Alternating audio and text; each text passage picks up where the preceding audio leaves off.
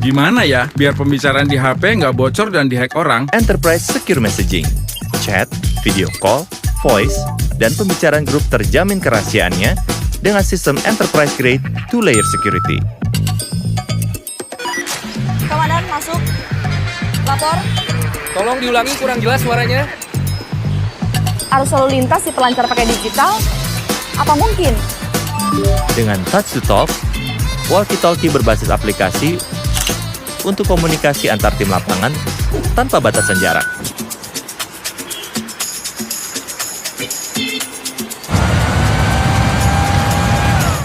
Baik Pak, segera ke sana Pak.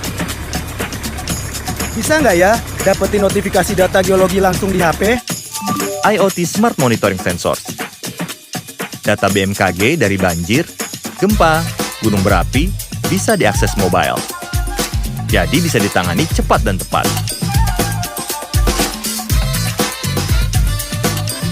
Saatnya melesat dengan digital bersama Telkomsel My Business.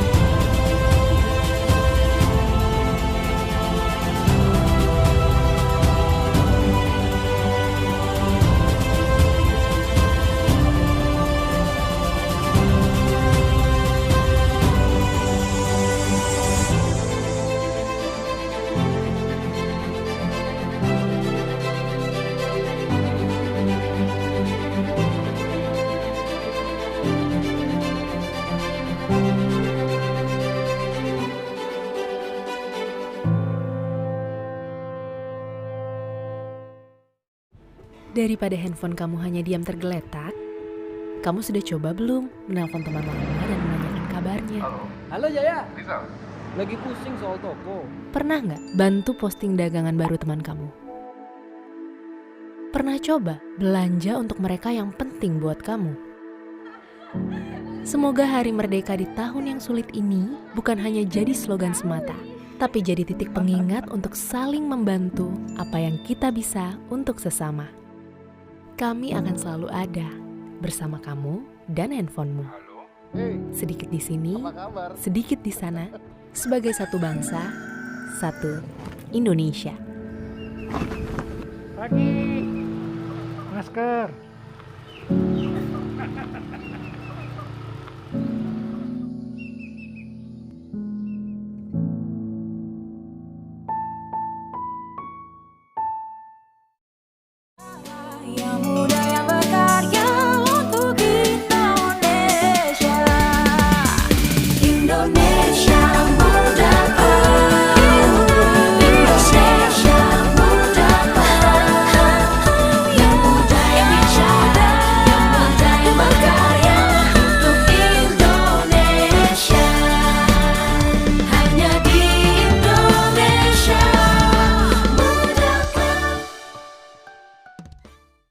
Profesional muda BUMN bisa apa? Aku siap untuk berinovasi. Aku bisa melawan arus untuk kebaikan bangsa. Aku bisa membuat perubahan. Aku bisa bekerja dengan jujur dan independen. Aku bisa memajukan bangsa dengan kreativitas. Kini saatnya profesional muda BUMN dan Indonesia mempunyai wadah untuk mengasah dan bertukar pikiran agar lebih kreatif, inovatif, dan solutif. Saksikan Indonesia Muda Club diskusi cerdas dengan para profesional muda BUMN untuk Indonesia yang lebih baik.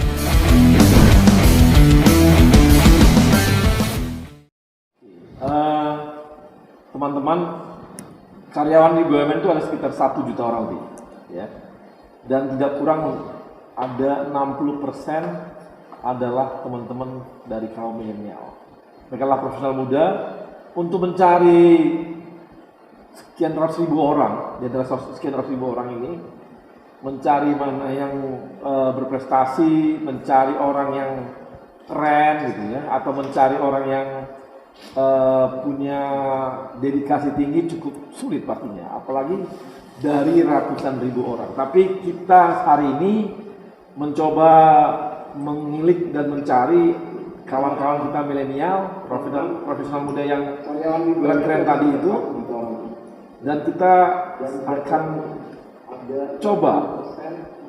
coba apa sih yang mereka kerjakan, apa karya mereka di BUMN sekarang ini. Dan saat ini saya ditemani oleh 4 narasumber.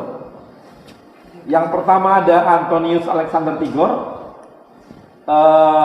Antonius ini dia ada dari Master of Law di Queen Mary University di London. Kemudian juga Professional Certificate from Stanford University. Kemudian co-founder Nusantara Innovation Forum. Dan dia sekarang juga di In-House Lawyer of the Year in the Asian Legal dari Thomson Reuters.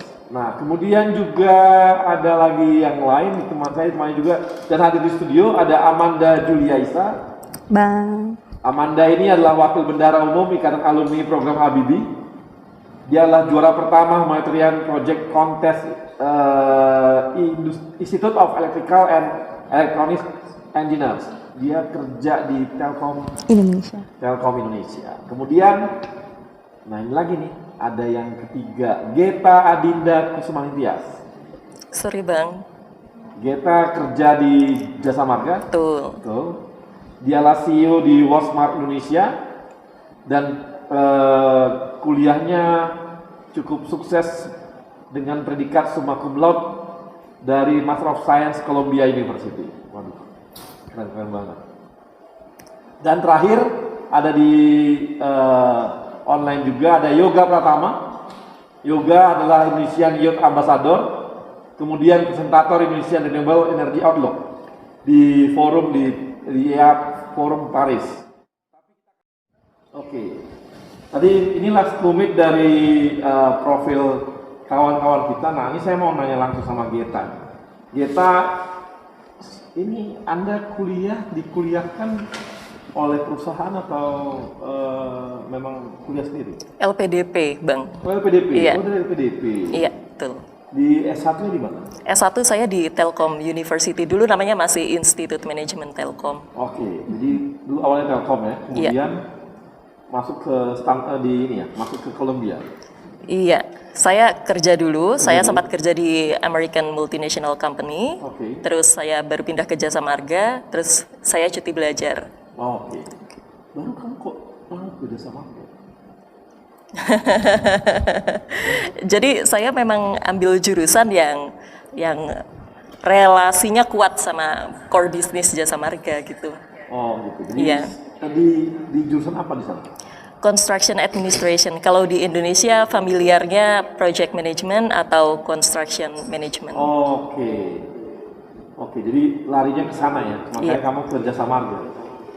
Bukan ke perusahaan konstruksi lain. Enggak, jadi saya memang mau balik ke Jasa Marga. Oh gitu ya, oke. Iya. Nah itu pernah tinggal di luar sebelumnya? Belum. Tapi memang hanya sekolah aja gitu ya? Sekolah aja. Dulu tuh nggak pernah ada cita-cita keinginan untuk kerja di global company yang ada di sana gitu, nggak ada? Kalau dari LPDP itu mengharuskan kita untuk kembali, wajib. Ya wajib, kalau nggak wajib? Memang di awal saya sudah semacam taken kontrak dengan Jasa Marga. Jadi sebetulnya kalau saya nggak mau taken kontrak juga nggak apa-apa. Tapi waktu itu memang saya ambil studi yang memang bisa support bisnis Jasa Marga dan memang udah saya niatkan. Jadi saya akan kembali ke Jasa Marga. Jasa Marga. Nah, di Jasa Marga kemarin posisinya langsung bagaimana? Apakah langsung posisi atas, maksudnya di menengah atau dari bawah lagi? Melanjutkan ya, karena saya memang baru balik beberapa bulan yang lalu sih Bang. Oh baru balik. Nah sekarang di Jasa Marga ngerjain apa? Corporate Finance. Corporate Finance. Tadi dari manajemen project menjadi corporate finance. Iya, kalau di Jasa Marga memang gitu, kita bisa belajar macam-macam gitu. Iya, ya. Tapi kan memang, tapi iya sih ya. Kunci dari perusahaan itu sebenarnya di finance. Ya, darahnya kan di finance. Tahu bagaimana sebuah perusahaan sehat nggak sehat ya di finance. Tahu alurnya sehat bagus atau enggak ya finance. Iya, tahu setuju. alur bisnis ya di finance. Iya. Betul nggak? Iya, betul. Karena yang mengalir tuh cuma duit. Kemana uang mengalir ya, dia tahu kemana. Jadi ya, ujung-ujungnya lah finance. Iya. Oke. Nah, sementara kalau Amanda ini dulu kuliah S1 di mana? Di Telkom University. Kebetulan ternyata sama, baru tadi ngobrol juga. Oh gitu, satu angkatan gitu? Aku 2012, Mbak Gita 2009. 2009, kakak kelas berarti. Udah di Telkom University? Telkom University. Kemudian? Aku ada student exchange dulu ke Korea, ke Kumo, South Korea. Oke, di Korea ngapain? Di sana itu aku tergabung dalam Wireless Emerging Network System. Jadi aku ikut laboratorium exchange di sana. Jadi bisa dibilang selama pembelajaran di sana itu diakumulasi dan dijadikan istilahnya transkrip nilai.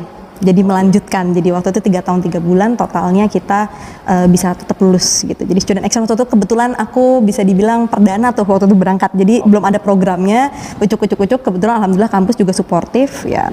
Oh jadi bisa berangkat. Seperti double degree gitu atau gimana? Enggak dual degree, tetapi di sana student exchange. Jadi mata kuliah yang diambil di sana itu kebetulan kita matchingkan dengan apa yang belum aku ambil. Jadi dilanjutkan di sana, sisanya baru aku pulang lagi skripsi gitu Bang. Habis dari situ kamu balik dari Korea habis itu? Iya, aku pulang dulu ke Indonesia, terus aku ke Telkom. Kalau waktu di sana kan kita kerjasama sama Samsung Korea kan, kita ada kayak riset lab gitu. Bang, terus skripsi pada saat menjelang skripsi itu kan ngerjain skripsi nggak terlalu lama karena lanjut dari yang Korea. Nah itu barulah ikut mulai kecanduan ikut lomba tuh Bang, gitu. Lomba apa sih? Awalnya itu Institute of Electrical Electronics Engineers, jadi lombanya para engineers dunia gitu. Jadi kayak awalnya sih kayak nggak mungkin menang gitu ya Bang ya, kayaknya kan pasti banyak yang lebih jago-jago dong gitu. Nah ternyata berkelanjutan dapat kesempatan menang, juara 3 besar Asia Pasifik, juara 1 worldwide, dan akhirnya wah senang nih ngumpulin teman-teman karena kita bergrup tuh Bang. Jadi para engineers muda yang mau bikin sesuatu untuk lingkungan dan akhirnya join di Telkom. Salah satu waktu itu juga ketemu sama salah satu direktur Telkom waktu itu bilang jangan berkolaborasi di kampus atau jangan berkolaborasi di pekerjaan lain dong, kalau bisa bersumbangsi ke negara kenapa nggak ke Telkom aja gitu. Ya udah, jadi aku dapat banyak coaching, wah menarik kayaknya, udah aku tertarik untuk join di Telkom dan akhirnya lanjut sampai sekarang. Nggak pingin kemana di Korea gitu? Kebetulan nggak diperbolehkan juga Bang waktu itu sama orang tua, jadi memang kembali ke Indonesia harus. Orang tuanya nggak bolehin? Nggak bolehin, katanya belum nikah nggak boleh dulu Bang keluar, takut dipinang orang luar katanya. Kan nggak asik tuh ketemu cowok-cowok Korea. Iya, baik-baik banget Bang, sumpah Bang. Baik-baik. Ya mirip-mirip kayak di film-film Korea gitu, sempet lah gitu deket-deket, punya pacar. Semua wajahnya nggak? Iya, wanita-wanitanya Bang, semuanya Bang, operasian semua Bang, itu juga takut Bang. Ntar pada saat laki-lakinya keluar totonya operasian kan bahaya Bang, jadi suka gitu ya? Agak sulit juga. Makanya kadang-kadang orang menikah harusnya anaknya agak lain. Gitu. Betul Bang, takut, khawatir Pak, oe kok beda kayak bapaknya. Aduh. Jadi beruntunglah cowok-cowok Indonesia, ternyata cowok-cowok Indonesia, cewek-cewek Indonesia masih lebih suka dengan cowok Indonesia daripada cowok-cowok Korea yang ganteng-ganteng itu, karena mereka semua dioperasi sementara kita asli. Banyak yang dioperasi, banyak. Di sini banyak yang asli. Oh, di sini yang asli ya? Di sana enggak ya? Di sana banyak juga yang tidak asli gitu Bang. Ya? Bahaya nanti kalau jangan-jangan setiap ulang tahun ganti wajah dia. Harusnya takut ya Bang. Setiap 17 tahun kalau teman sekamar aku tuh yang wanita itu hadiah baru. Jadi hidungnya baru. Wah, aduh asik banget ya, telinga baru, hidung baru, hidungnya gitu. Bang. Bibir baru, mata baru gitu. Kebetulan teman wanitaku tapi yang gitu. Gitu ya? Teman asrama kan kita sama satu dorm sama wanita. Makin cantik dulu tiap tahun. Cantik banget. Tiap tahun tak? Makin tiap tahun cantik gitu. Minder Bang. Aduh. Minder berat. Untungnya nanti usia 40 dia meleleh. Perawatannya kenceng. Oke, kemudian ada yoga. Bisa yoga? Yoga? Hai Kak. Yoga. Halo yoga. Yoga di kuliah di kerja di Pertamina. Sejak tamat atau bagaimana di Pertamina? Iya, Om. Manggilnya Om. Waduh. Pelanggaran nih. Yoga, kau kuliah di mana Yoga? Dimarahin. S1 di mana? Saya di STT Migas, Bang. STT Migas Balikpapan. Oh, STT Migas Balikpapan. Ya. Oke, dari STT Migas Balikpapan yang dipunya Pertamina ya? Atau beda? Kalau di STT Migas di sini punya swasta, Bang. Oh, punya swasta. Oke. Kemudian habis itu kamu lanjutin kuliah keluar atau enggak? Rencananya sih, insya Allah pengennya tahun depan atau 2 tahun lagi lanjut, Bang. Oke, yang pengalaman kamu di Paris tuh ngapain aja?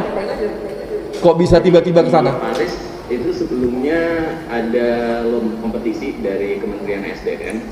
Itu kompetisi menulis seluruh Indonesia, kemudian finalisnya itu dipilih untuk mempresentasikan proyeknya ke International Clean Energy Forum di Jakarta. Dari 300 disaring 10 finalis, kemudian 10-nya itu dipilih 3 orang terbaik untuk mewakili menjadi duta muda Indonesia untuk Paris, presentasi lagi ke Paris di International Energy Agency Forum namanya, Bang. Yang dulu kamu presentasikan mengenai apa ya? Kalau kemarin ada proyek bersama teman-teman muda di sini, jadi fokusnya kita ke energi terbarukan. Dan bagaimana Indonesia memanfaatkan energi terbarukan itu untuk menerangi dan memberikan akses listrik ke pedalaman seluruh Indonesia. Lo nggak takut sama energi terbarukan? Nanti Pertamina nggak laku lagi. Pertamina kan juga ada energi terbarukan kan? Oh gitu. Dan juga sudah ada holding untuk fokus ke renewable energy. Nanti kalau gitu nih teman-teman lo yang di perminyakan itu semua bisa nggak punya kerjaan lagi dong kalau udah dimulai masuk ke energi terbarukan. Nah ini yang menarik, Bang. Jadi di perminyakan itu sekarang sudah mengarah ada kalkulusnya untuk belajar renewable energy. Skripsi saya juga membahasnya tentang renewable energy kebetulan. Jadi bukan lagi membahas minyak tapi udah ke renewable energy ya? Ada minyak, cuma kita bisa memilih antara minyak atau renewable energy, bisa kita kombinasi. Ya nanti kalau gitu kita lagi nanti kamu jangan lagi nanti STT Migas tapi STT Renewable Energy. Mantap. Migasnya hilang. Makasih Yoga. Saya ke Antonius. Halo Antonius. Halo, hadir Bang. Hadir ya. Antonius, lu kuliah di mana Antonius? Waktu SMA kuliah di S1-nya? Udah di luar negeri? Aku, iya. Terima kasih udah diundang di acara keren ini, Bang. Bayar. Aku dulu kuliah S1 di Universitas Diponegoro di Semarang. Semarang. Ya. Jurusan hukum pastinya. Hukum, betul. Hukum apa? Hukum perceraian atau hukum perkawinan? Yang pasti corporate. Corporate legal atau gimana? Di sana dulu. Ya. Untuk khusus untuk corporate legal atau apa? Yang dipelajari di Undip? Ya, untuk corporate. Corporate ya? Betul, Pak. Baru lanjut ke London? Ya, baru lanjut ke London setelah saya mendapatkan Chevening Award dari kerajaan Inggris. Oh gitu. Kok bisa dapat, Bos? Ya karena saya coba ikut seleksi. Kebetulan seleksinya itu untuk seluruh negara di dunia, ada 167 negara di dunia yang mendapatkan skema Chevening Award. Nah, saya wakil dari Indonesia untuk dapat Chevening Award tersebut. Oh, jadi wakil dari Indonesia. Kemudian dilanjutkan ke Queen's Mary ya, di sana? Queen Mary University of London, betul. Itu beasiswa atau bagaimana dari sana? Iya, beasiswa full dari kerajaan Inggris, Pak. Itu pendidikan dan juga biaya hidup. Oh, sampai biaya hidup. Bawa istri? Ya. Bawa istri? Oh, Bang. Oh, bawa istri juga? Oh, bawa. Jadi berarti ini dong, full beasiswanya full banget kalau gitu ya? Termasuk full family. Kemudian kamu ke Stanfordnya ini aja? Hanya ke Stanfordnya gimana? Ya, itu course aja. Kursusnya ya? Professional certificate. Oke. Itu apa namanya?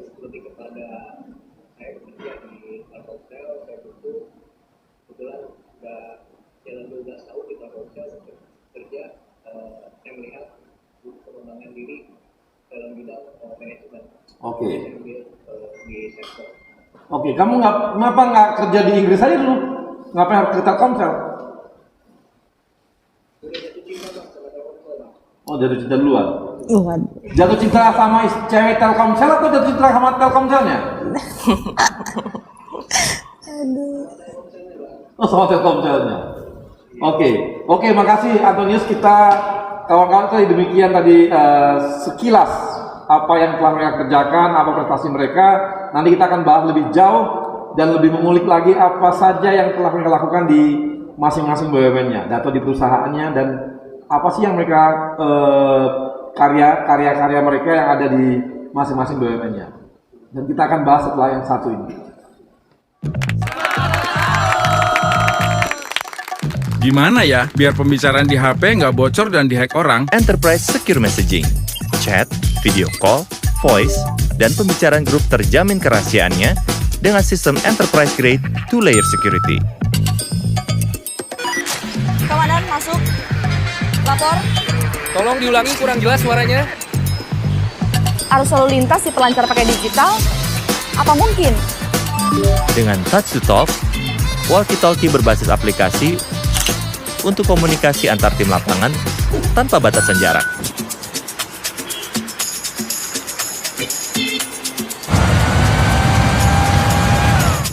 Baik Pak, segera ke sana Pak. Bisa nggak ya dapetin notifikasi data geologi langsung di HP? IoT Smart Monitoring Sensors. Data BMKG dari banjir, gempa, gunung berapi bisa diakses mobile. Jadi bisa ditangani cepat dan tepat. Saatnya melesat dengan digital bersama Telkomsel My Business.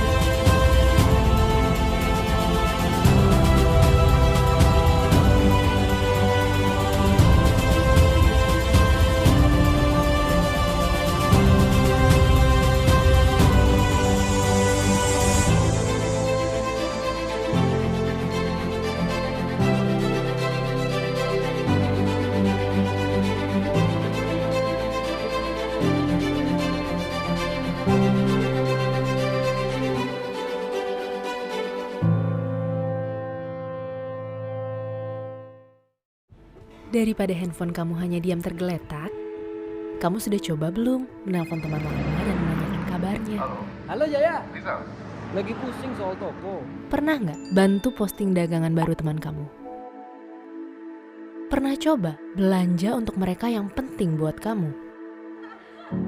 Semoga Hari Merdeka di tahun yang sulit ini bukan hanya jadi slogan semata, tapi jadi titik pengingat untuk saling membantu apa yang kita bisa untuk sesama. Kami akan selalu ada bersama kamu dan handphonemu. Sedikit di sini, sedikit di sana, sebagai satu bangsa, satu Indonesia. Pagi, masker.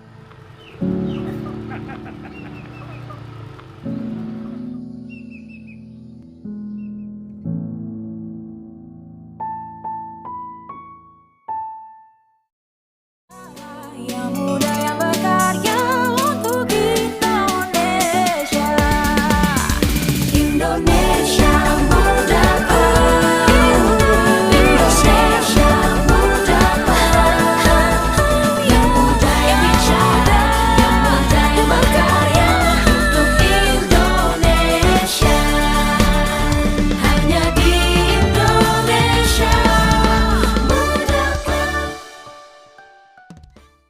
Oke. Profesor Muda, kita kembali di Indonesia Muda Club. Kita akan ada 2 penanya. Yang pertama silakan, siapa? Idam. Ya, Idam. Halo Idam.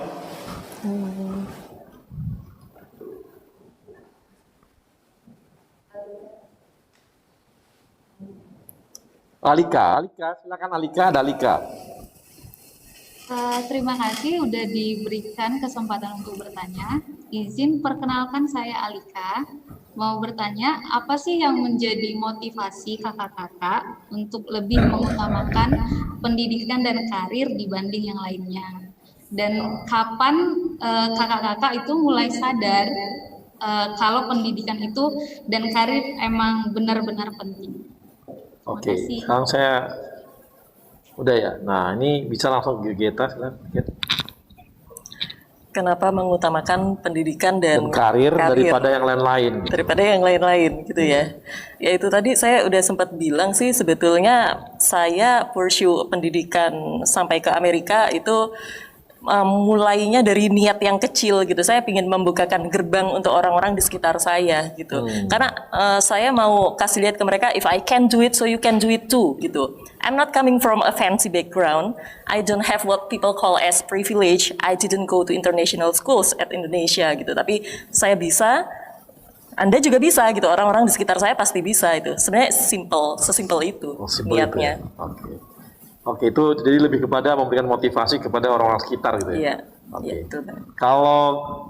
Kalau Yoga. Iya, Bang. Halo Yoga. Halo, Bang. Yoga bisa jawab tuh pertanyaan Alika. Kenapa Yoga lebih mementingkan karir dan sekolah daripada yang lain gitu? Ya, terima kasih pertanyaannya Alika. Bagus banget. Salam kenal, saya Yoga dari Pertamina. Khususnya menurut saya kita harus balance dulu ya. Jadi mengutamakan yang pertama itu prioritasnya tetap keluarga. Baru kita masuk ke pekerjaan sebagai rumah kedua kita. Otomatis kenapa lebih milih dan fokus kepada karir? Yang pertama kita harus punya tujuan dulu. Kalau misalnya kita sudah punya tujuan, kita juga bisa sharing atau membagikan apa yang menjadi tujuan kita ke orang lain dan bisa menginspirasi orang lain. Karena kita memiliki tujuan yang berbeda-beda, jadi harapannya raih mimpi setinggi mungkin. Dan kalau misalnya Alika, jangan misalnya si teman A fokus ke karir, teman B fokus ke keluarga, tapi kita juga harus balancing. Jadi kalau dari saya itu lebih ke balancing, Bang. Jadi kita harus bisa time management, mengatur waktu antara karir dan keluarga. Gitu. Makasih. Yoga, kalau Anton gimana Anton? Ya Bang. Ya. Kenapa Anton katanya lebih prioritasin kerja dan kuliah, sekolah daripada yang lain? Ya, sebetulnya ini terima kasih atas pertanyaannya. Tadi yang Yoga sampaikan dan juga Geta sampaikan itu sangat selaras dengan apa yang mau saya jawab. Jika saya boleh tambahkan, upaya saya untuk bekerja dan sekolah itu adalah merupakan upaya saya untuk stay relevan terhadap sebuah perubahan. Itu. Kenapa? Karena seperti Charles Darwin bilang bahwa it's not the strongest that survive, nor the most intelligent, but the most responsive to change. Nah, itu saya dapat dari pekerjaan dan juga dari pendidikan. Sehingga saya dapat lebih inline dengan kemajuan zaman. Secara otomatis saya juga bisa menjadi dampak yang baik untuk perusahaan dan sekitar saya. Tentunya juga dengan lingkungan, dimanapun saya berada. Oke, makasih. Nah, kalau Amanda, gimana? Iya, jawabannya pada bagus-bagus nih Bang. Kalau aku sendiri lebih, alhamdulillahnya pekerjaan ini, terima kasih Mbak pertanyaannya. Untuk aku sendiri lebih melihat kebetulan pekerjaan yang aku lakukan sekarang ini sesuai dengan minat aku gitu, Women in Tech, Ladies in Technology. Makanya kita saling berkumpul nih. Jadi after office biasanya justru kita malah kumpul bareng nih sama teman-teman BUMN, sama teman-teman sesama kolega lah ya gitu. Jadi bisa dibilang nggak kerasa tuh Bang, nggak kerasa kayak cuman kerja doang gitu Bang. Jadi bahasan-bahasan tadi tentang data-data tadi lah. Jadi wah kayak kesannya regulasi-regulasi. Nah itu kita bahas biasanya jadi obrolan after office. Jadi menurut aku bisa dibilang kebetulan priority utamanya pastinya untuk memberikan sumbangsih terbaik bagi sekitar ya kan, baik itu bagi keluarga, perusahaan ataupun masyarakat. Tetapi kebetulan sekali sejalan dengan apa yang disuka, dan kebetulan di lingkungannya itu teman-teman BUMN ini mostly 60% anak-anak generasi milenial ya. Kita after office juga ngomonginnya itu, jadi kerasa kayak nongkrong, have fun bareng, tapi ngomonginnya juga kerjaan gitu. Tapi bukan yang pusing-pusing, kesannya kayak wah ini apa nih, kita bikin apa nih, kita bikin webinar apa nih next gitu. Kira-kira gitu sih Bang. Di sekarang nih kerjaan tuh sudah jadi hobi juga gitu ya? Jadi kesannya begitu Bang, kerjaannya memang depan laptop terus sih sebenarnya Bang. Nah, udah gak ada bedanya. Berikutnya ada Ibnu. Nah, Ibnu nanya gini, bagaimana mendayagunakan anak muda di daerah tertinggal? Ini di BRI mana dia? Di pusat emang? Oke, ini tadi ada teman-teman yang memang lagi memberdayakan untuk di daerah-daerah tertinggal. Tadi seperti yoga gimana yoga? Ya Bang, benar banget. Siapa ya tadi yang nanya ya Bang? Tadi ada namanya Ibnu dari BRI. Kira-kira bagaimana memberdayakan anak muda yang tertinggal, di daerah tertinggal? Benar sekali Bang. Salah satu proyek yang kami lakukan dari tahun 2017 sampai 2020 sekarang itu adalah nama programnya Berbagi Terang yang diinisiasi sama salah satu NGO Rawekara Indonesia. Kebetulan pada saat itu kami bersama Pertamina itu jadi campaigner dan penanggung jawabnya Bang, untuk memberikan akses listrik ke pedalaman. Tapi kita harus tahu dulu gimana kondisi anak-anak pedalaman. Karena kalau yang saya alami khususnya di pedalaman Kalimantan, suku Dayak Penan, mereka itu bahkan baca tulis saja itu belum bisa Bang. Artinya untuk memberdayakannya kita juga harus paham dulu bagaimana kondisi baik dari geografis, kondisi pendidikan di sana. Ketika kita sudah survei, kita sudah research atau riset, kita bisa mulai memecahkan masalah nih. Kalau misalnya di sana pada saat itu kita tidak hanya membagikan lampu, tapi juga ada namanya sekolah adat. Jadi kita memberikan pemahaman untuk mengenalkan dulu nih bahasa Indonesia dan bagaimana cara berhitung. Otomatis ketika mereka masuk ke dunia luar, misalnya paling luar ke kotanya, kalau misalnya di Kalimantan Utara itu kota Tarakan, mereka tidak gampang dibodohi atau paham mengenai cara berhitung dan cara membaca. Jadi mereka bisa mulai bersaing. Nah, ketika itu mulai kita level up lagi, kita tingkatkan lagi ke pendidikan selanjutnya. Jadi yang pertama untuk memberdayakannya kita bisa mulai lihat kondisi geografisnya dan bagaimana keadaan masyarakat sana, baru kita bisa mulai membuat program-program. Program-programnya kecil-kecil saja, mulai dari seperti sekolah adat maupun program-program pengetahuan sharing seminggu sekali yang relevan dengan pekerjaan mereka nantinya. Gitu Bang. Oke. Terima kasih Yoga. Jadi teman-teman dari ini ya, kawan-kawan profesional muda, tadi udah bisa lihat bahwa dari tadi kita bicara dari awal sampai akhir, kita bisa lihat bahwa kawan-kawan kita ini ternyata pada umumnya adalah orang-orang yang bisa membalancing hidupnya gitu. Ada yang dia membalancing antara pekerjaan, pendidikan, keluarga, suami, ada anak dan sebagainya gitu ya. Ada juga yang membalancing antara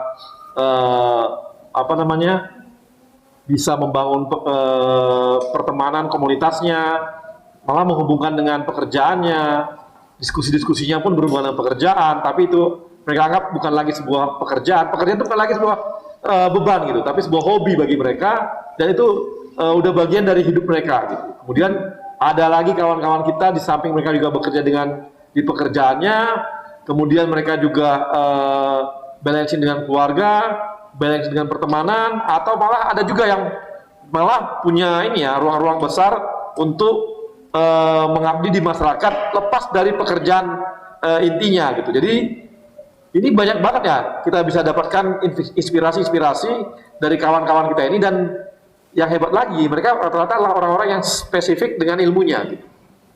Punya pengetahuan yang ke depan, yang maju gitu ya. Tadi ada punya pengetahuan mengenai data center gitu ya, yang memang ke depan itu dibutuhkan betul gitu ya. Ada juga yang belajar mengenai legal pun ternyata berkembang juga, tidak terpatok pada yang lama dulu gitu ya. Ya legal, corporate legalnya adalah berhubungan dengan tanah, dengan ya perdata dan sebagainya gitu. Ini enggak gitu, ada juga terus ke digital gitu. Tadi ada juga yang berhubungan dengan renewable energy gitu ya, atau juga dengan finance, tapi finance-nya berpikir untuk proyek lebih besar, tidak hanya melihat dari satu sisi sebagai finance itu, tapi melihat dari perkembangan wilayah dan hubungannya seperti perkembangan sebuah infrastruktur gitu. Ini adalah hal-hal yang menarik yang kita dapatkan dari kawan-kawan kita milenial hari ini, dan saya merasa tidak rugi untuk mengundang mereka karena banyak sekali inspirasi yang kita dapatkan dari kawan-kawan kita ini. Dan untuk itu saya juga mengucapkan terima kasih kepada sponsor kita, Telkomsel, Jasa Marga, Kereta Api Indonesia, Aspindo, dan tidak lupa kepada Yayasan BUMN. Dan kepada teman-teman Fraksi Muda, tetap semangat, kita akan terus berkembang. BUMN akan mengalami sebuah proses transformasi. Pak Menteri kita, Pak Erick Thohir, mempunyai sebuah kerangka besar membangun BUMN, dan kalau kawan-kawan tetap melihat perkembangan di Indonesia Muda Club, kawan-kawan akan bisa melihat juga apa sebenarnya visi misinya Pak Erick Thohir menjabat sebagai menteri dan mengembangkan BUMN dalam mentransformasikan BUMN-nya. Dan kita akan ketemu lagi setelah nantinya Indonesia Muda Club di episode berikutnya. Dan tetap bersama saya, Arya Sinulinga. Gimana ya biar pembicaraan di HP nggak bocor dan dihack orang? Enterprise Secure Messaging, chat, video call, voice, dan pembicaraan grup terjamin kerahasiaannya dengan sistem enterprise grade 2-layer security. Komandan, masuk. Lapor. Tolong diulangi, kurang jelas suaranya. Arus lalu lintas di pelancar pakai digital? Apa mungkin? Dengan touch to talk, walkie-talkie berbasis aplikasi untuk komunikasi antar tim lapangan tanpa batasan jarak.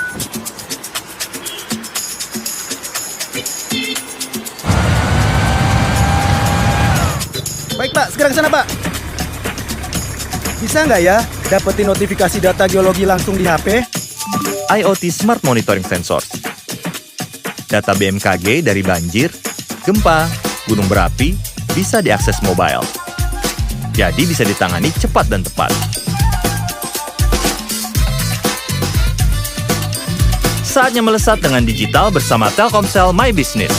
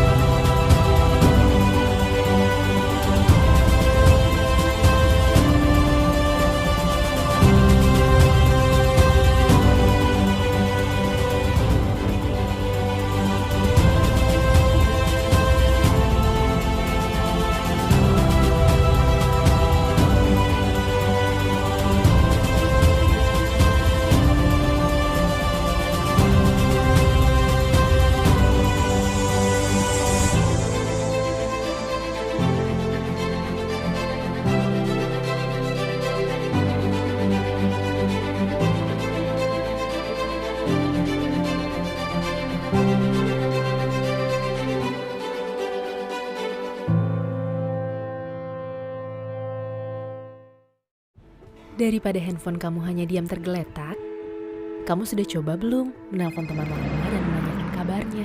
Halo Jaya. Lagi pusing soal toko. Pernah nggak bantu posting dagangan baru teman kamu? Pernah coba belanja untuk mereka yang penting buat kamu? Semoga Hari Merdeka di tahun yang sulit ini bukan hanya jadi slogan semata, tapi jadi titik pengingat untuk saling membantu apa yang kita bisa untuk sesama. Kami akan selalu ada bersama kamu dan handphonemu. Sedikit di sini, sedikit di sana, sebagai satu bangsa, satu Indonesia. Pagi, masker.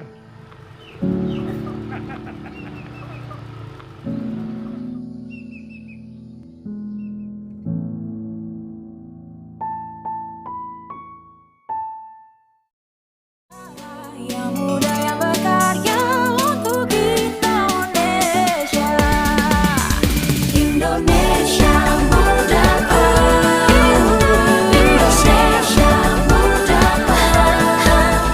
yang muda yang bicara, yang muda yang berkarya untuk Indonesia.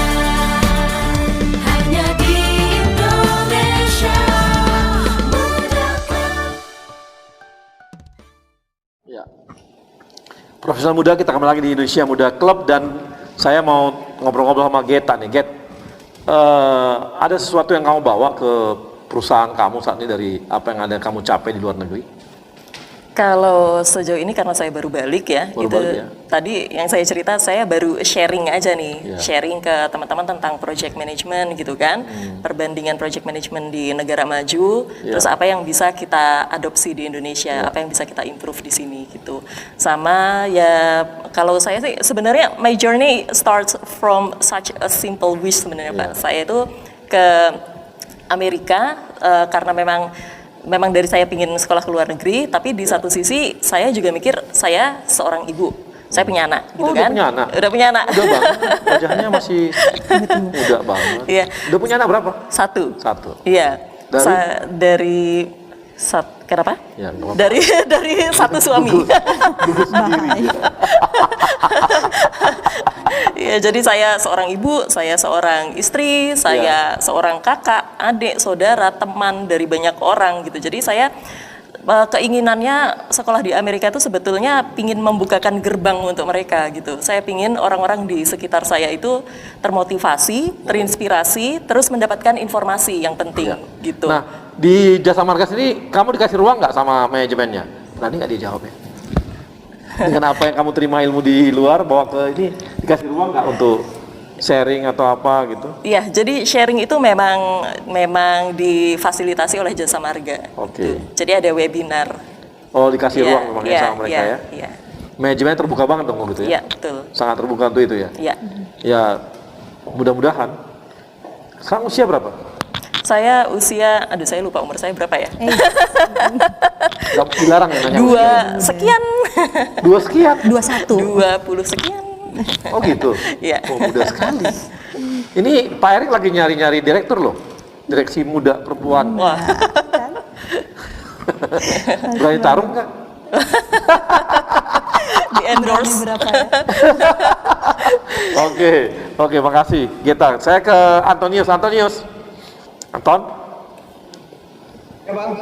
Nah, Ton, kalau di Telkomsel kamu dikasih ruang besar nggak oleh kawan-kawan di Telkomsel untuk apa yang kamu dapat di luar negeri itu bisa kamu terapkan di perusahaan gitu?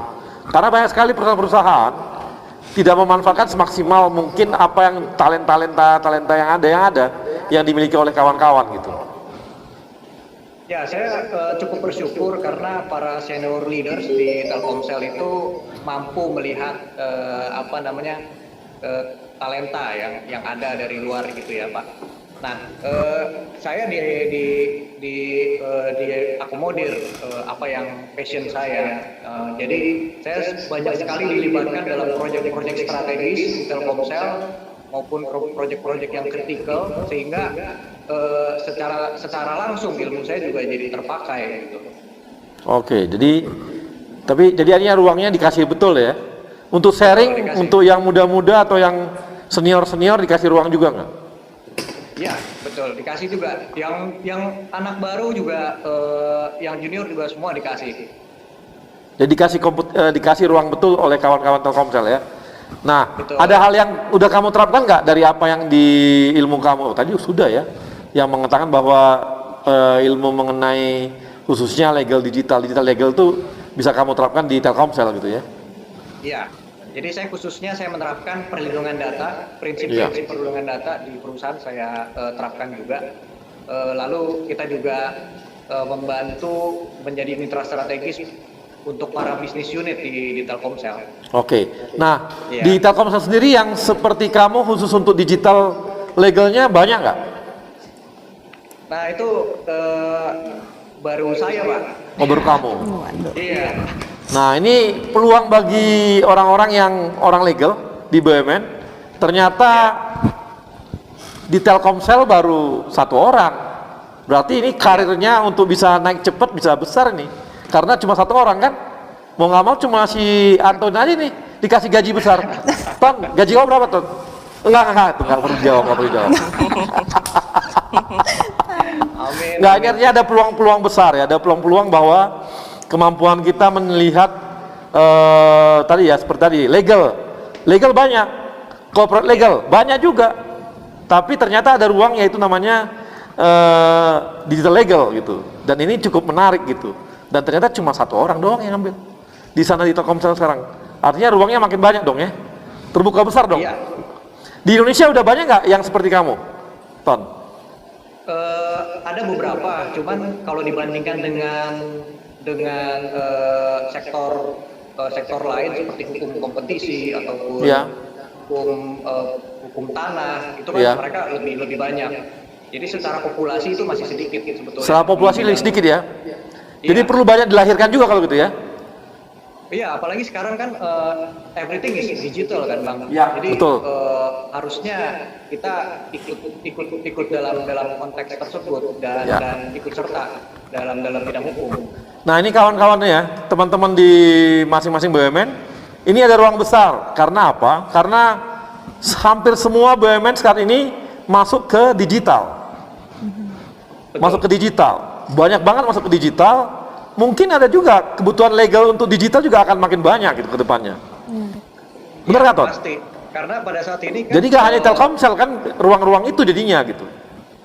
Betul, karena semua perusahaan semuanya going digital, dari perbankan, perusahaan properti dan juga perusahaan-perusahaan lain semuanya mereka pada going digital. Makanya kita mengalami yang namanya traffic explosion tadi. Oke. Semuanya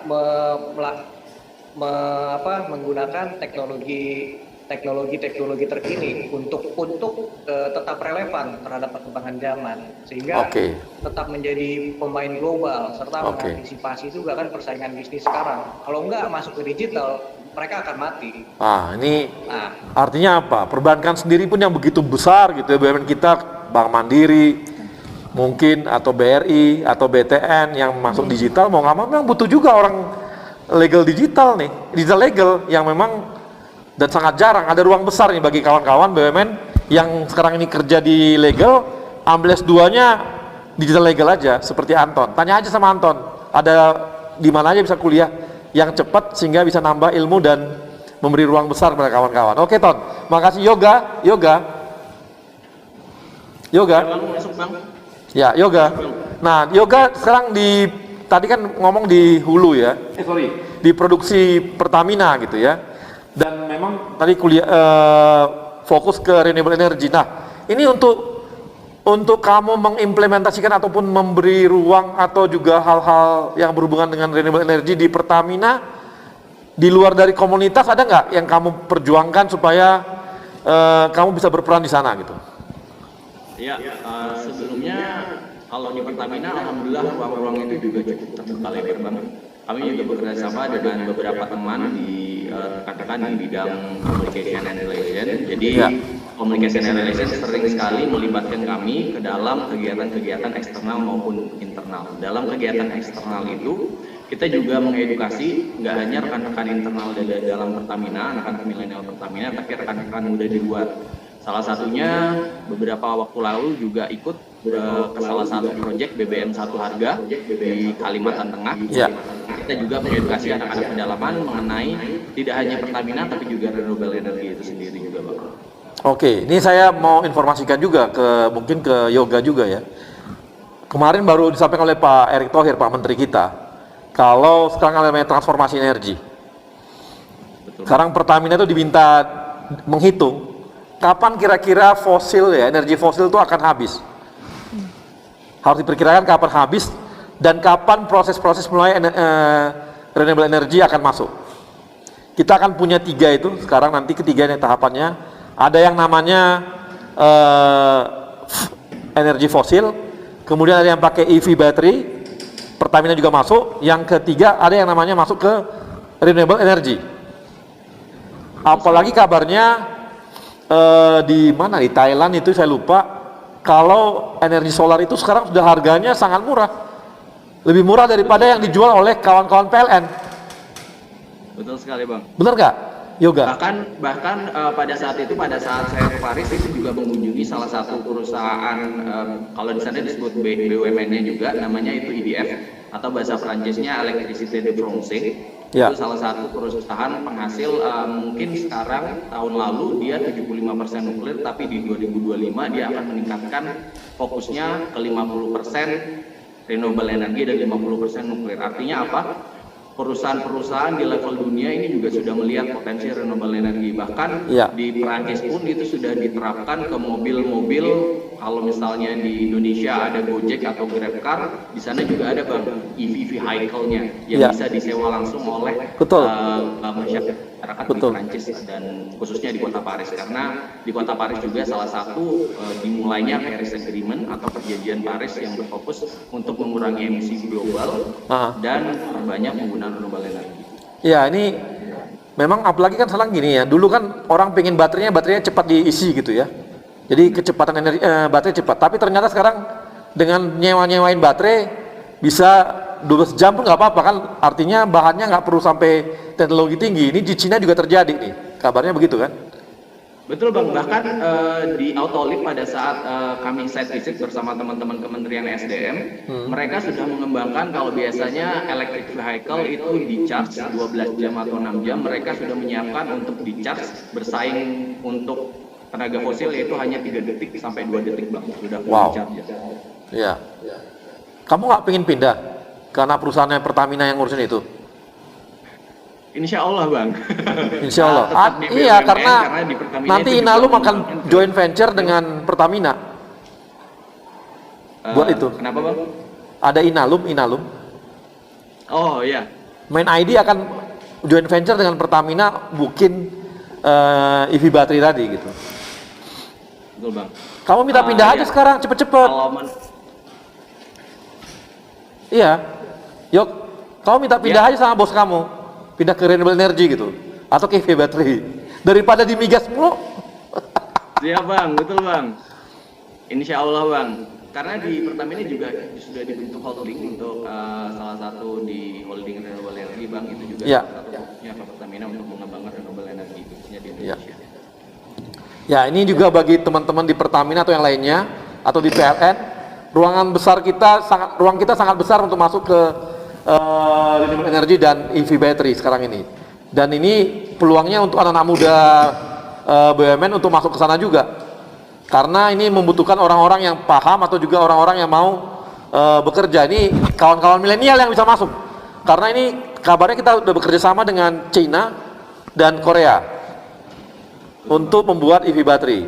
Sementara untuk renewable energy ada tambahan lagi nantinya gitu. Ini kan ruang-ruang besar yang bisa dikerjakan dan dikejar oleh kawan-kawan, tidak terjebak pada pekerjaan yang ada sekarang gitu.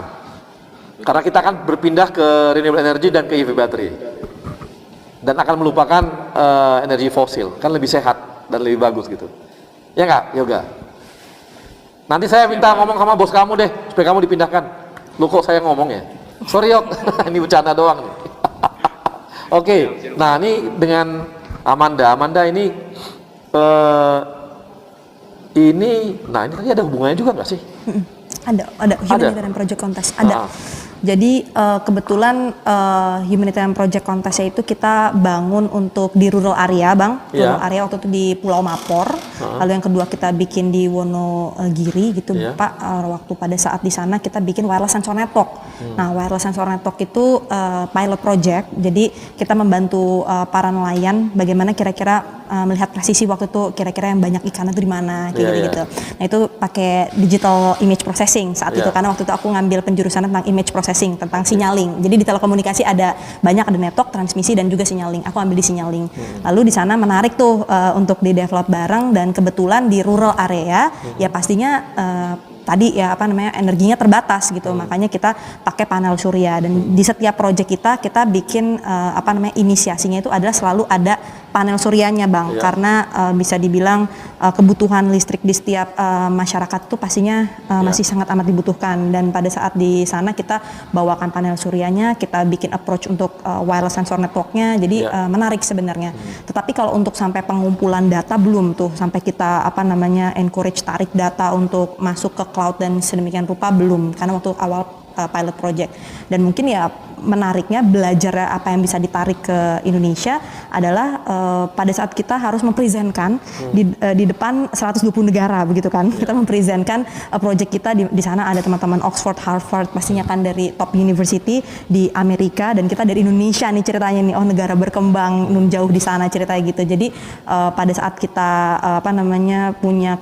punya keberanian nih untuk present, dan akhirnya bermanfaatnya itu adalah pada saat dihadapkan kemarin, kita tahun lalu ikut di Indonesia Data Center Cloud Summit. Waktu itu kebetulan banget ada satu slot speaker kosong Bang. Jadi satu untuk director, yang satu lagi slot speaker kosong untuk approach digital marketingnya gitu. Ya udah disuruh present Bang. Nah kebayangkan kalau misalnya aku belum pernah present gitu, kita di depan banyak negara begitu, di depan banyak global player.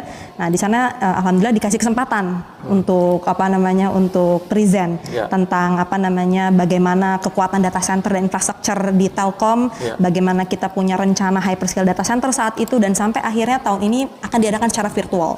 Jadi banyak belajar bisa dibilang yang dibawa ke Indonesia bukan hanya ilmu secara teknologinya, mungkin kalau dibilang teknologinya di negara maju pastinya kita banyak belajar, tetapi yang pastinya didapatkan dari BUMN itu adalah kesempatan untuk diberikan panggung nih. Silahkan berperan, silahkan berkreativitas. Jadi mungkin itu yang menariknya Bang. Jadi nggak salah ternyata pulang ke Indonesia dan berkarir di sini gitu Bang. Nah kalau untuk Telkom sendiri, untuk renewable energy kemungkinannya ada juga dong ya untuk itu?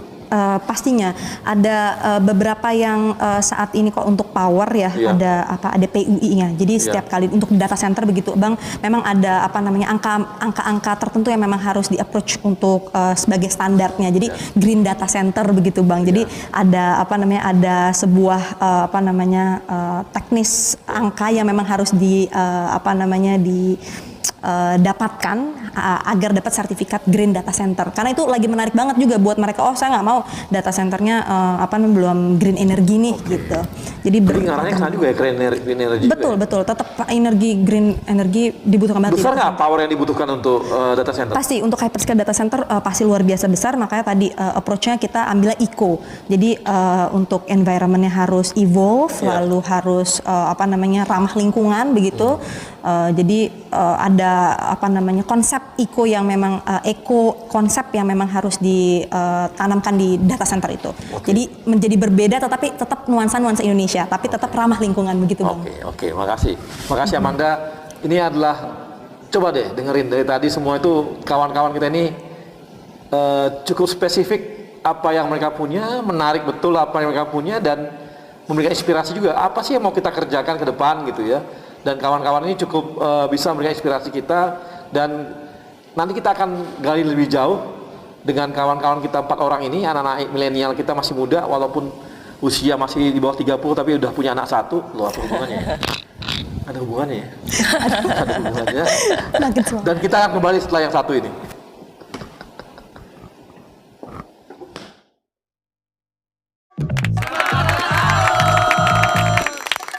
Gimana ya biar pembicaraan di HP nggak bocor dan dihack orang? Enterprise Secure Messaging, chat, video call, voice, dan pembicaraan grup terjamin kerahasiaannya dengan sistem enterprise grade 2-layer security. Komandan masuk. Lapor. Tolong diulangi, kurang jelas suaranya. arus lalu lintas dipelancar pakai digital? Apa mungkin? Dengan Touch to Talk, walkie-talkie berbasis aplikasi untuk komunikasi antar tim lapangan tanpa batasan jarak.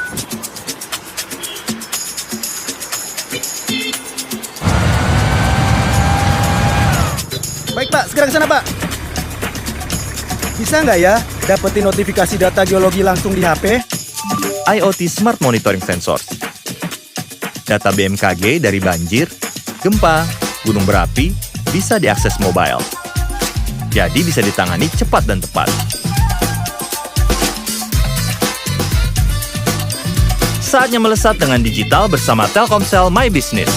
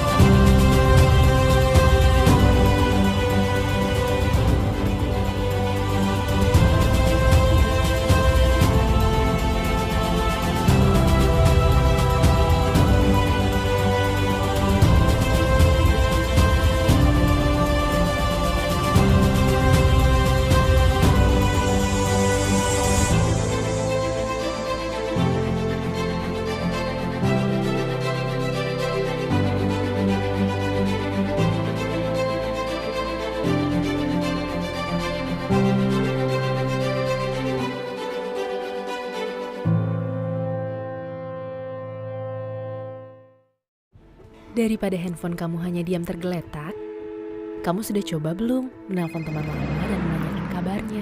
Halo Jaya. Lagi pusing soal toko. Pernah nggak bantu posting dagangan baru teman kamu? Pernah coba belanja untuk mereka yang penting buat kamu? Semoga Hari Merdeka di tahun yang sulit ini bukan hanya jadi slogan semata, tapi jadi titik pengingat untuk saling membantu apa yang kita bisa untuk sesama. Kami akan selalu ada bersama kamu dan handphonemu. Sedikit di sini, sedikit di sana, sebagai satu bangsa, satu Indonesia. Pagi, masker.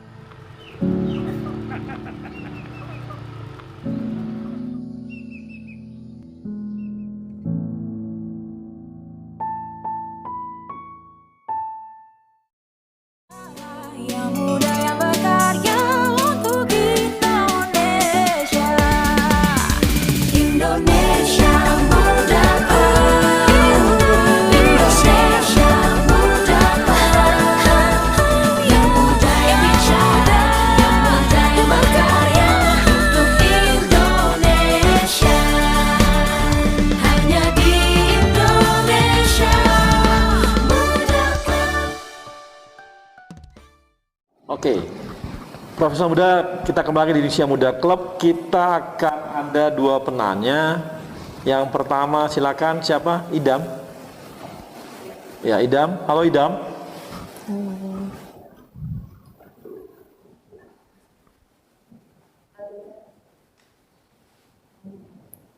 Alika, silakan Alika, ada Alika. Terima kasih udah diberikan kesempatan untuk bertanya. Izin perkenalkan saya Alika. Mau bertanya, apa sih yang menjadi motivasi kakak-kakak untuk lebih mengutamakan pendidikan dan karir dibanding yang lainnya? Dan kapan kakak-kakak itu mulai sadar kalau pendidikan itu dan karir emang benar-benar penting? Oke, sekarang saya udah ya. Nah, ini bisa langsung Geta. Kenapa mengutamakan pendidikan dan karir daripada yang lain-lain? Daripada yang lain-lain gitu ya. Ya itu tadi saya udah sempat bilang sih, sebetulnya saya pursue pendidikan sampai ke Amerika itu mulainya dari niat yang kecil gitu. Saya ingin membukakan gerbang untuk orang-orang di sekitar saya gitu. Karena saya mau kasih lihat ke mereka, if I can do it, so you can do it too gitu. I'm not coming from a fancy background. I don't have what people call as privilege. I didn't go to international schools at Indonesia gitu. Tapi saya bisa, Anda juga bisa gitu. Orang-orang di sekitar saya pasti bisa itu. Sebenarnya sesimpel itu niatnya. Oke, itu jadi lebih kepada memberikan motivasi kepada orang-orang sekitar gitu ya? Iya, iya itu. Kalau Yoga?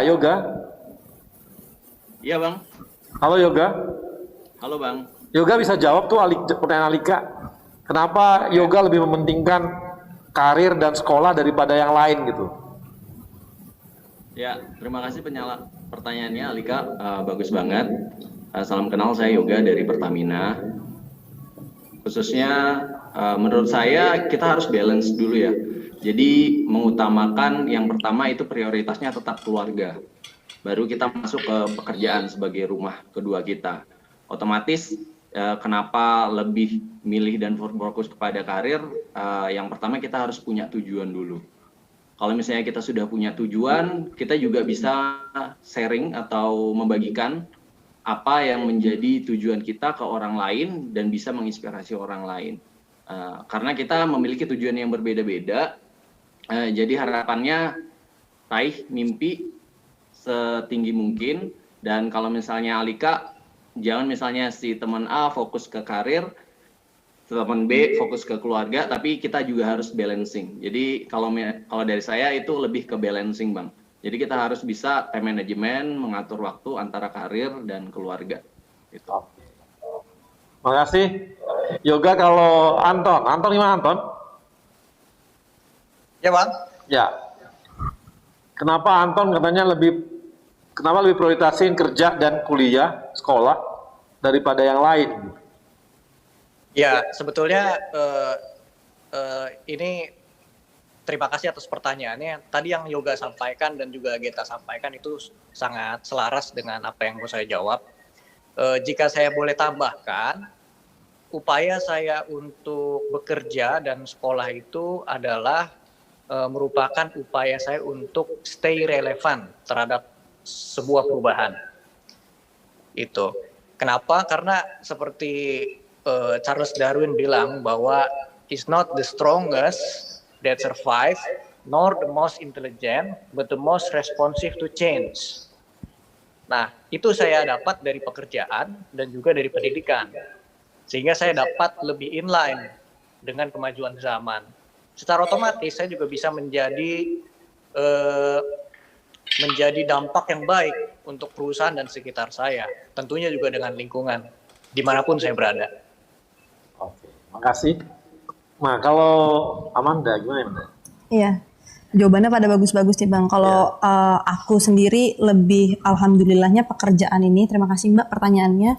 Untuk aku sendiri lebih melihat kebetulan pekerjaan yang aku lakukan sekarang ini sesuai dengan minat aku gitu, Women in Tech, Ladies in Technology. Makanya kita saling berkumpul nih. Jadi after office biasanya justru kita malah kumpul bareng nih sama teman-teman BUMN, sama teman-teman sesama kolega lah ya gitu. Jadi bisa dibilang nggak kerasa tuh Bang, nggak kerasa kayak cuman kerja doang gitu Bang. Jadi bahasan-bahasan tadi tentang data-data tadi lah. Jadi wah kayak kesannya regulasi-regulasi. Nah itu kita bahas biasanya jadi obrolan after office. Jadi menurut aku bisa dibilang kebetulan priority utamanya pastinya untuk memberikan sumbangsih terbaik bagi sekitar ya kan. Baik itu bagi keluarga, perusahaan ataupun masyarakat. Tetapi kebetulan sekali sejalan dengan apa yang disuka. Dan kebetulan di lingkungannya itu teman-teman BUMN ini mostly 60% anak-anak generasi milenial ya. Kita after office juga ngomonginnya itu jadi kerasa kayak nongkrong, have fun bareng tapi ngomonginnya juga kerjaan gitu. Tapi bukan yang pusing-pusing, kesannya kayak wah ini apa nih, kita bikin apa nih, kita bikin webinar apa nih next gitu. Kira-kira gitu sih Bang. Di sana nih kerjaan tuh sudah jadi hobi juga gitu ya. Jadi kesannya begitu Bang. Kerjaannya memang depan laptop terus sih sebenarnya Bang. Nah, ada bedanya. Berikutnya ada Ada Ibnu? Nah, Ibnu nanya gini, bagaimana mendayagunakan anak muda di daerah tertinggal? Ini di BRI mana dia? Di pusat emang? Oke, ini tadi ada teman-teman yang memang lagi memberdayakan untuk di daerah-daerah tertinggal. Tadi seperti Yoga. Yoga gimana Yoga? Ya Bang, benar banget. Siapa ya tadi yang nanya ya Bang? Tadi ada namanya Ibnu dari BRI. Kira-kira bagaimana memberdayakan anak muda yang tertinggal, di daerah tertinggal? Benar sekali Bang. Salah satu proyek yang kami lakukan dari tahun 2017 sampai 2020 sekarang itu adalah nama programnya Berbagi Terang yang diinisiasi sama salah satu NGO Rawekara Indonesia. Kebetulan pada saat itu kami bersama Pertamina itu jadi campaigner dan penanggung jawabnya Bang untuk memberikan akses listrik ke pedalaman. Tapi kita harus tahu dulu gimana kondisi anak-anak pedalaman. Karena kalau yang saya alami khususnya di pedalaman Kalimantan, suku Dayak Penan, mereka itu bahkan baca tulis saja itu belum bisa Bang. Artinya untuk memberdayakannya kita juga harus paham dulu bagaimana kondisi baik dari geografis, kondisi pendidikan di sana. Ketika kita sudah survei, kita sudah research atau riset, kita bisa mulai memecahkan masalah nih. Kalau misalnya di sana pada saat itu kita tidak hanya membagikan lampu, tapi juga ada namanya sekolah adat. Jadi kita memberikan pemahaman untuk mengenalkan dulu nih bahasa Indonesia dan bagaimana cara berhitung. Otomatis ketika mereka masuk ke dunia luar, misalnya paling luar ke kotanya, kalau misalnya di Kalimantan Utara itu kota Tarakan, mereka tidak gampang dibodohi atau paham mengenai cara berhitung dan cara membaca. Jadi mereka bisa mulai bersaing. Nah, ketika itu mulai kita level up lagi, kita tingkatkan lagi ke pendidikan selanjutnya. Jadi yang pertama untuk memberdayakannya kita bisa mulai lihat kondisi geografisnya dan bagaimana keadaan masyarakat sana, baru kita bisa mulai membuat program-program. Program-programnya kecil-kecil saja, mulai dari seperti sekolah adat maupun program-program pengetahuan sharing seminggu sekali yang relevan dengan pekerjaan mereka nantinya. Gitu Bang. Oke. Terima kasih Yoga. Jadi teman-teman dari ini ya kawan-kawan profesional muda, tadi udah bisa lihat bahwa dari tadi kita bicara dari awal sampai akhir, kita bisa lihat bahwa kawan-kawan kita ini ternyata pada umumnya adalah orang-orang yang bisa membalancing hidupnya gitu. Ada yang dia membalancing antara pekerjaan, pendidikan, keluarga, suami, ada anak dan sebagainya gitu ya. Ada juga yang membalancing antara bisa membangun pertemanan komunitasnya, malah menghubungkan dengan pekerjaannya, diskusi-diskusinya pun berhubungan dengan pekerjaan, tapi itu mereka anggap bukan lagi sebuah pekerjaan itu bukan lagi sebuah beban gitu, tapi sebuah hobi bagi mereka, dan itu udah bagian dari hidup mereka gitu. Kemudian ada lagi kawan-kawan kita di samping mereka juga bekerja di pekerjaannya, kemudian mereka juga balancing dengan keluarga, balancing dengan pertemanan, atau malah ada juga yang malah punya ruang-ruang besar untuk mengabdi di masyarakat lepas dari pekerjaan intinya gitu. Jadi ini banyak banget ya kita bisa dapatkan inspirasi-inspirasi dari kawan-kawan kita ini, dan yang hebat lagi mereka rata-rata adalah orang-orang yang spesifik dengan ilmunya gitu. Punya pengetahuan yang ke depan yang maju gitu ya. Tadi ada punya pengetahuan mengenai data center gitu ya, yang memang ke depan itu dibutuhkan betul gitu ya. Ada juga yang belajar mengenai legal pun ternyata berkembang juga, tidak terpatok pada yang lama dulu gitu ya. Ya legal, corporate legalnya adalah berhubungan dengan tanah, dengan ya perdata dan sebagainya gitu. Ini enggak gitu. Ada juga terus ke digital gitu. Tadi ada juga yang berhubungan dengan renewable energy gitu ya, atau juga dengan finance, tapi finance-nya berpikir untuk proyek lebih besar, tidak hanya melihat dari satu sisi sebagai finance itu, tapi melihat dari perkembangan wilayah dan hubungannya seperti perkembangan sebuah infrastruktur gitu. Ini adalah hal-hal yang menarik yang kita dapatkan dari kawan-kawan kita milenial hari ini, dan saya merasa tidak rugi untuk mengundang mereka karena banyak sekali inspirasi yang kita dapatkan dari kawan-kawan kita ini. Dan untuk itu saya juga mengucapkan terima kasih kepada sponsor kita, Telkomsel, Jasa Marga, Kereta Api Indonesia, Aspindo, dan tidak lupa kepada Yayasan BUMN. Dan kepada teman-teman profesional muda, tetap semangat, kita akan terus berkembang. BUMN akan mengalami sebuah proses transformasi. Pak Menteri kita, Pak Erick Thohir, mempunyai sebuah kerangka besar membangun BUMN, dan kalau kawan-kawan tetap melihat perkembangan di Indonesia Muda Club, kawan-kawan akan bisa melihat juga apa sebenarnya visi misinya Pak Erick Thohir menjabat sebagai Menteri dan mengembangkan BUMN dalam mentransformasikan BUMN-nya. Dan kita akan ketemu lagi setelah nantinya Indonesia Muda Club di episode berikutnya. Dan tetap bersama saya, Arya Sinulinga. Gimana ya biar pembicaraan di HP nggak bocor dan dihack orang? Enterprise Secure Messaging, chat, video call, voice, dan pembicaraan grup terjamin kerahasiaannya dengan sistem enterprise grade 2-layer security. Komandan, masuk. Lapor. Tolong diulangi, kurang jelas suaranya. Arus lalu lintas di pelancar pakai digital? Apa mungkin?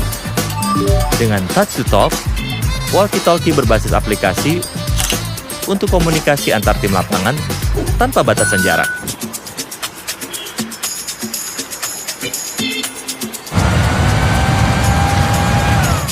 Baik Pak, segera ke sana Pak.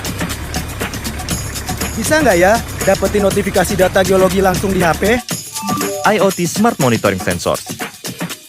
Data BMKG dari banjir, gempa, gunung berapi bisa diakses mobile. Jadi bisa ditangani cepat dan tepat.